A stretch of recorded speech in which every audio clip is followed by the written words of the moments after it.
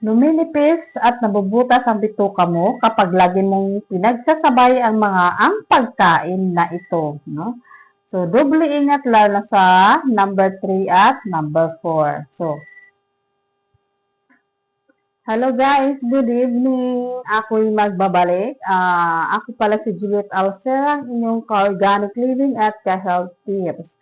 Hello guys, ngayong gabing ito ay meron akong video na gagawin para sa ating lahat na tungkol sa numinipis at nabubutas ang bituka mo kapag lagi mong pinagsasabay ang pagkain na ito. So, bago yan, kung bago ka pa lang sa aking channel, paki-subscribe naman at pakipindot na rin ang notification bell para sa tuwing ako'y mag-upload na notify kayo. So, guys, introduce ko muna na aking sarili sa inyo, no? So, sa bawat video ko ay lagi ko itong nababanggit sa inyo. Ako pala si Juliet Alcera, LPT, Licensed Professional Teacher, ano? Ang pagbablog at paghatid sa inyo ng magandang information, evergreen content at health tips ay naiibigan ko, no? Gusto kong ibahagi sa inyo ang aking nalalaman upang meron tayong guide tungkol sa ating kalusugan. So, diretsahan na tayo, huwag na tayong patumpik-tumpik dahil lumalalim na ang gabi at sana mapanoorin niyo ang video ito. Hindi masasayang ang oras niyo dito kapag napanood niyo ito kasi evergreen content. Marami tayong natutunan ng magandang aral tungkol sa ating kalusugan. So, dito na, diretsahan na tayo guys.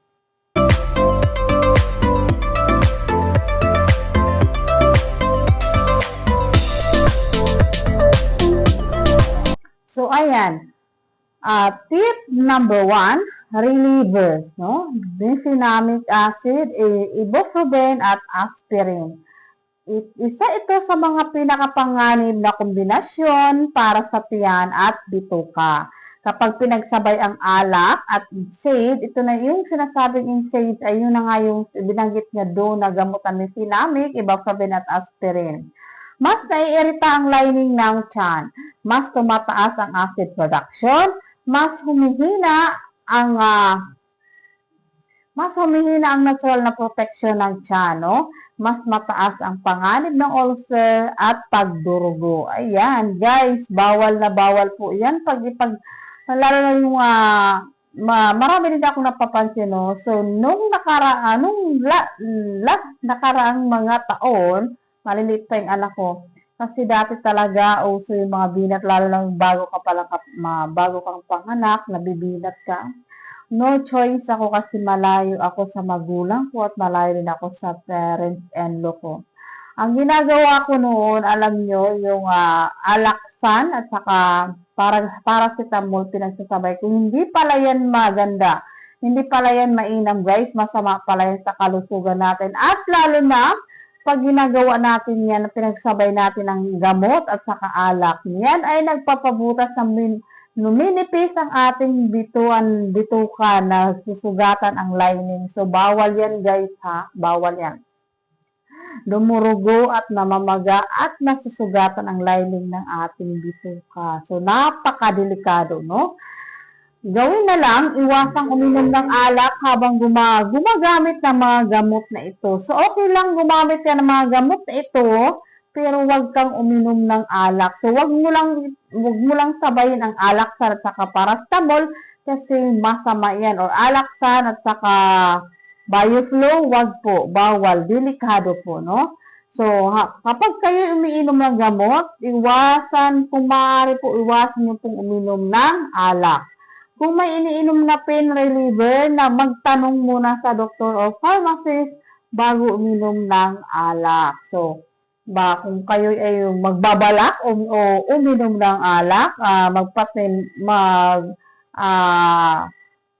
magtanong muna kayo sa inyong doktor o may doktor na malapit sa inyo o di kaya sa pharmacist. Kasi yung mga pharmacist kasi alam nila yan, no? Kasi yan yung pinag-aralan nila. So, yun. So, magpatingin agad kung may pagsusuka ng dugo o maitim na parang alkitran ang dumi. Ayan, magpasuri agad kayo at magpa-check up agad kayo sa inyong doktor. Kung may napansin kayo, kung napapansin nyo nagsusuka kayo at dumudugo, may maitim ng alketran, ang inyong dumi, no? So, yun. So, yun yung tip number 1, no? Ingatan natin ang ating kalusugan, lalo sa ating bituka, no? Number 2, ultra-processed foods habang naka-antibiotics. Hala, bawal pala yun. Kapag kayo umiinom ng antibiotics, bawal pala kumain ng ultra-processed food tulad ng burger, no? Kasi ultra-processed food yan, yung alam nyo naman yan na isa yan sa pinapayo ng mga doktor na bawal kumain ng sunod-sunod kasi nakakasira talaga yan sa ating katawan, no? Nagkakaroon ng cancer o iba't ibang uri ng sakit na naiinda sa ating katawan kapag hindi natin sinunod ang payo, no? Tulad nito, ultra-processed food habang naka-antibiotics, bawal pala yan guys pagsabayin na. And now I know, yun mas maganda talaga magre-research para maraming matutunan at maraming malalaman, no? Ang antibiotics ay hindi lang pumapatay ng masamang bakterya. Maaari nitong mabawasan ang mabubuting bakterya sa bituka. Totoo nga naman. Kasi nga, di ba yung mga antibiotics, pinapatay yung mga bad bacteria o masamang bakterya sa ating katawan. O lalo kumbaga nakakasali, no? Ang good bacteria sa ating katawan ay maaapektuhan din, no? So, kawawa naman. So, ingatan na lang natin ating sarili na hindi na tayo makainom ng mga antibiotics para yung good bacteria sa ating katawan ay hindi mapahamak, no?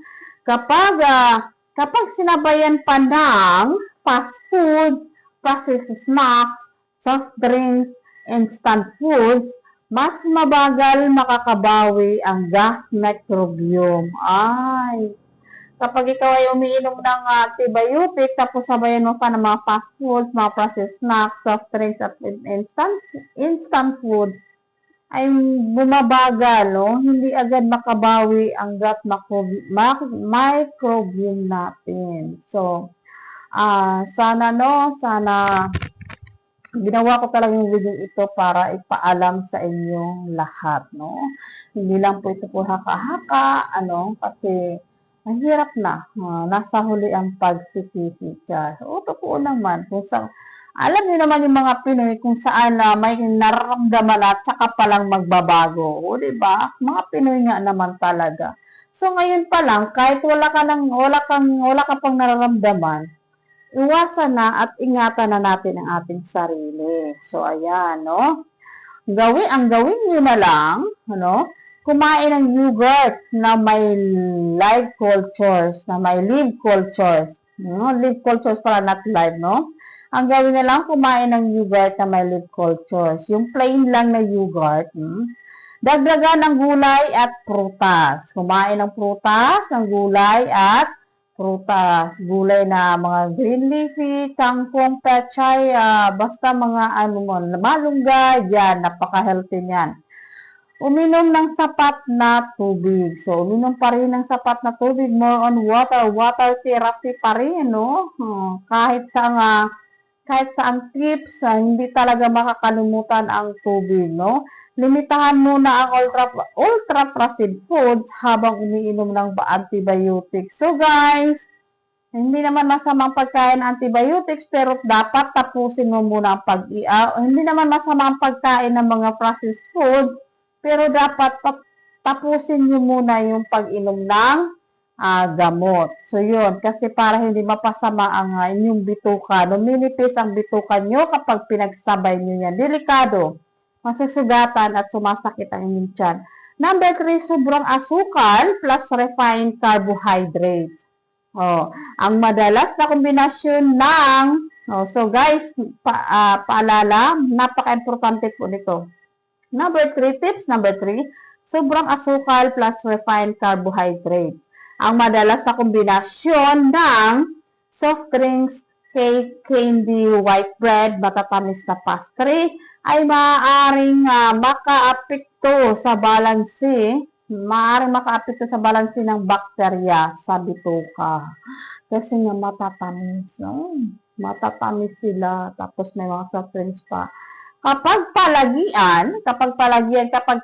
nyo na itong ginagawa, dumadami ang hindi ka nais na bakterya, no?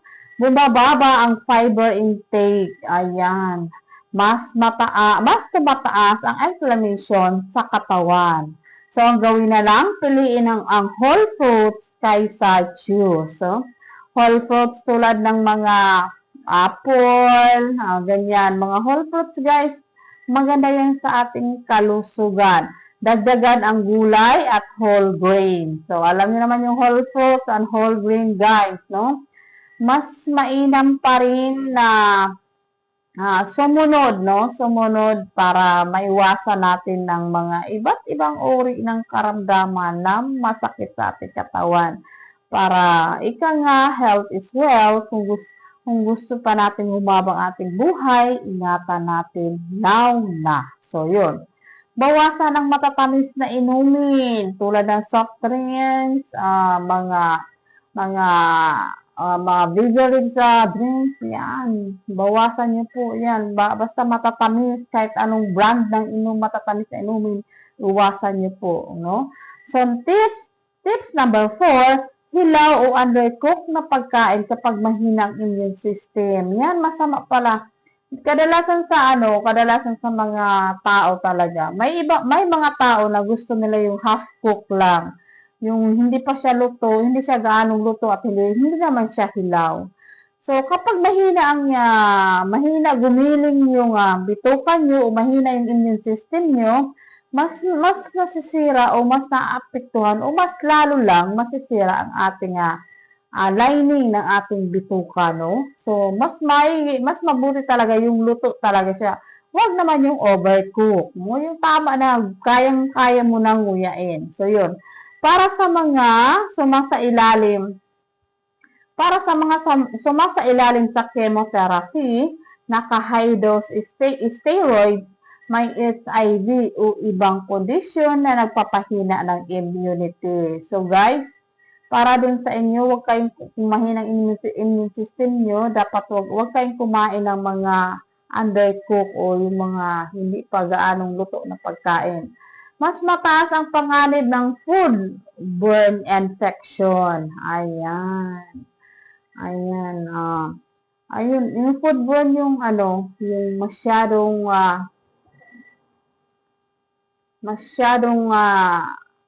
ba yun? May pagkasunog o may pagkahilaw, 'di ba? Sunog na sa taas, tapos sa ilalim hilaw pa. Ayun. So 'yun.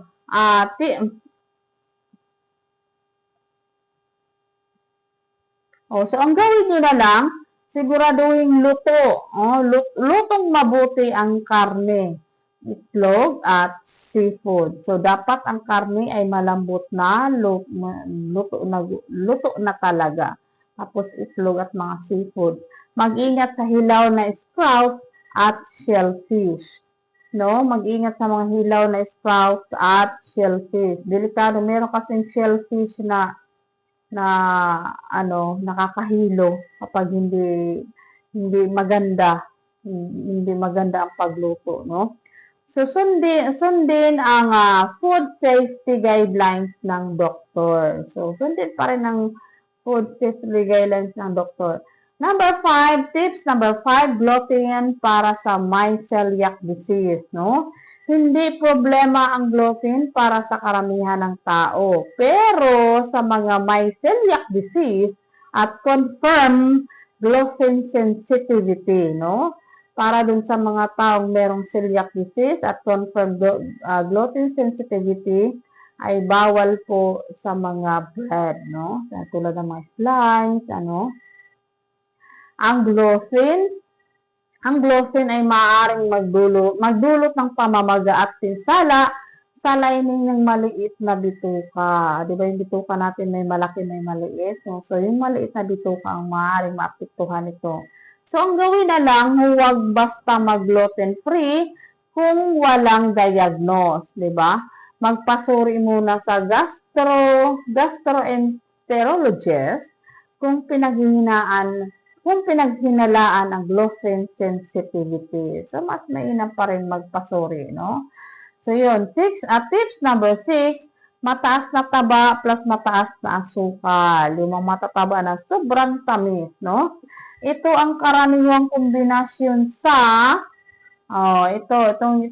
ito ang karaniwang kombinasyon sa tulad ng donut, cake, milk tea, ice cream, and fast food meals. Yan, nakakasira yan sa ating lining ng ating bituka, numinipis ang ating bituka kapag lagi tayong kumakain ito.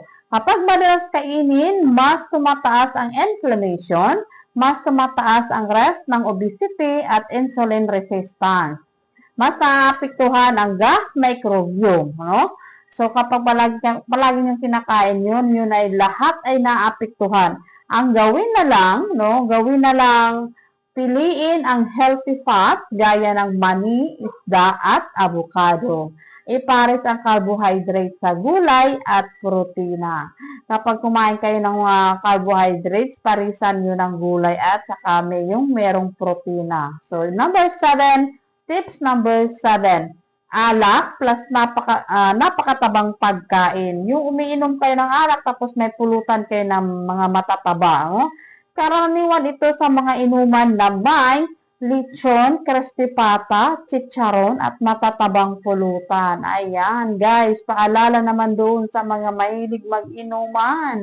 Mahilig mag-inom na yung mga pulutan ay matataba.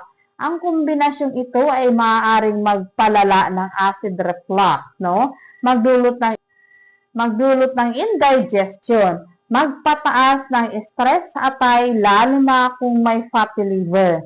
Ang gawin na lang, kumain muna ng gulay at protina, uminom ng sapat na tubig.